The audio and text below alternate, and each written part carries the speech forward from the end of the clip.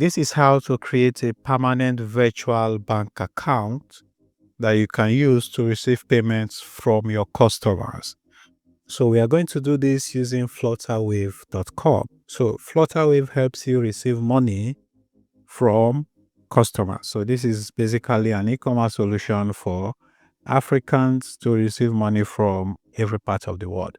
So on Flutterwave, you can create payment link, payment plans, and all of that. But let's say you want to create a permanent virtual account that you can use to receive money. So this is what you need to do. Of course, you should have registered on Flutterwave and you must have your account verified. So when you are there, you want to come to payments here, and under payments, you are going to find fixed virtual account. So let's say I want to use this account to receive money from a particular set of clients or audience or customers. All right, so I'll come here and then I'll click on create a fixed virtual account.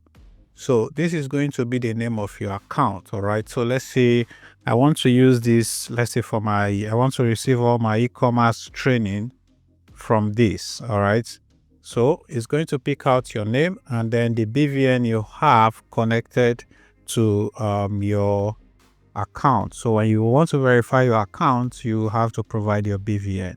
So here you can include like what this is about. So when I send it to people, they would know that this is what they're paying for. All right, so once you have that sorted, you can click on create an account, and we should easily create a virtual account that we can use to receive money. So as you can see, this account has been created.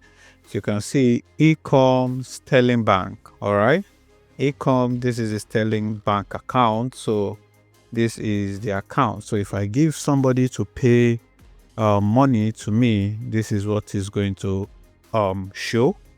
This is going to be the account name, and then this is going to be the bank that they sent to. So this is how you can create a permanent virtual account for your business using Flutterwave.com. So if you want to create another one, you can just come here, click on create another one, and then you create another one.